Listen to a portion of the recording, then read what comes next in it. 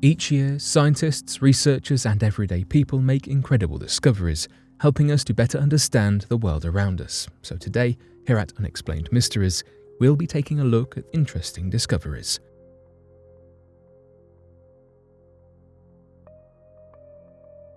The CONOP 8888 files.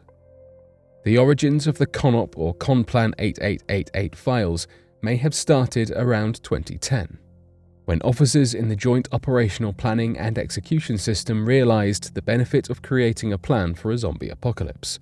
Making these plans helped these young new officers use their critical thinking skills to develop creative strategies to fight the potential threat.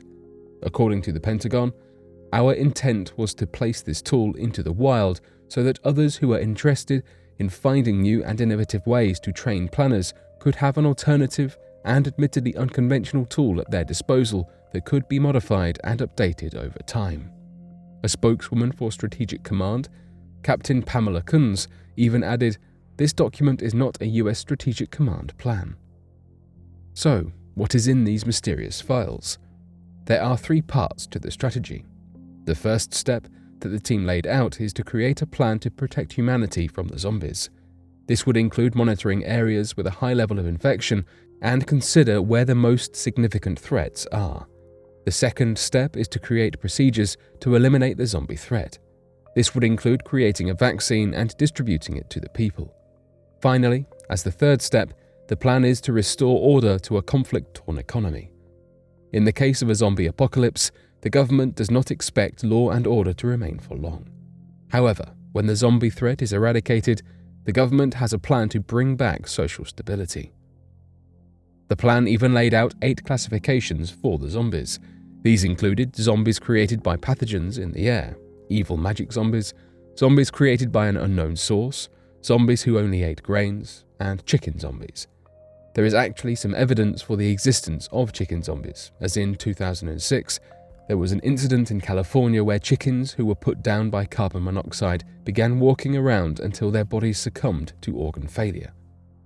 On top of laying out the classifications of different possible zombie types, the files also laid out a plan to handle the legal ramifications that could possibly come about from attacking zombies. The plan showed that military laws prohibiting violence only apply to living humans and animals. Therefore, they would not have rights if the threat were genuinely the undead. While this plan might seem fantastical, the Department of Defense is not the only government agency that has used the popularity of zombies as a learning opportunity. In fact, the Center of Disease Control also released a zombie preparedness plan to prepare the public for what to do if an actual zombie conflict broke out. As it turns out, there is a fine line between fact and fiction, and at times they work together hand in hand for the benefit of all. These zombie files stated, "Because the plan was so ridiculous, our students not only enjoyed the lessons, they were able to explore the basic concepts of plan and order development, fact, assumptions, specified and implied tasks, references, very effectively. Perhaps the greatest mystery of the plan is why more agencies are not creating zombie contingency plans." The world is a strange place. So are, at times, the people in it. New, shocking discoveries fuel passion and intrigue every day. We love learning about them, even if they make our stomachs churn or challenge what we think we know to be true. Government agencies creating plans for zombie apocalypses would seem like a plot in a science fiction movie, but alas, it's real life. A mysterious house turning out to be not so mysterious is also something truth seekers must deal with at times. One thing is for sure, there is never a dull moment in the hunt for answers to the world's most mysterious questions. The mystery of Sandy Island. Sandy Island is a small island near Australia that has been drawn on chart maps for over 100 years. The only problem is that it does not exist. Located near New Caledonia, in the southwest Pacific Ocean, Sandy Island was supposedly situated somewhere between the Chesterfield Islands and the Nereus Reef in the Coral Sea off Australia's northeast coast. It first appeared on maps in the late 1700s until it was semi-removed in the mid-1970s. Nearly 40 years later, it was once again brought up in conversation as an Australian research ship finally resolved the mystery and provided proof that it was non-existent. The island was quickly removed from all maps and datasets in 2012. In 1774, Captain James Cook of the British Royal Navy explored the French territories in the South Pacific. He charted the island just off the archipelago New Caledonia, labelling it Sandy 1. Although Cook managed to chart the Grand Terre Reef quite accurately despite his era and technique, he was incorrect about Sandy Island. Nothing is there. Interestingly enough, though, the island was reported by other ships 100 years later. From 1870 through the 1890s, the fictitious island was included in various Navy maps and listed in the Australian Maritime Directory. The nearest islands are the Chesterfield Islands, which sit about 100 kilometres or 62 miles westward of the original location. Historians do not know whether these cartographers and sailors were trying to correct Captain Cook's mapping, as they share the same island name, yet are positioned a few hundred miles further west than his. In the 1970s, the island became such a hot topic that the Australian Hydrographic Service, or AHS, mapped the sea floor and measured the water depth to find the island. They were unable to find any shallow depths to indicate potential islands or reefs. They even flew over it and found nothing. In 1974, Sandy Island was officially removed from the hydrographic charts by the French Hydrographic Service. Despite this discovery, Sandy Island stayed on many bathymetry compilations for another 30 years because it was already included on the digital formats of maps by the US National Geospatial Intelligence Agency, or NGA, which is used as a standard coastline dataset worldwide. In November 2012, the Australian research ship RV Southern Surveyor sailed through the area where Sandy Island was supposed to be and debunked this mystery. They were studying plate tectonics and noticed that they had various differing maps and decided to investigate. They found no depths shallower than 1,300 meters below sea level or any indication of an island. What they did find, though, were floating pumice sea rafts. Pumice ejected from underwater volcanoes float together in rafts on the ocean's surface and are easily mistaken for islands. A volcano study near Tonga showed that pumice rafts travelled over 3,000 kilometres, or 1,864 miles west, due to the wind and currents. These rafts ended up within 20 kilometres, or 12.4 miles, of the suspected Sandy Island's location, suggesting that the ships in the 18th and 19th centuries saw pumice, not islands. The island was incorrectly mapped for over a century, even managing to make it onto digital maps in 2010. The location was even listed on Google Maps, although it only appeared as a dark pixelated space. After the research ship undiscovered the island in 2012, the National Geographic Society officially removed Sandy Island from its maps.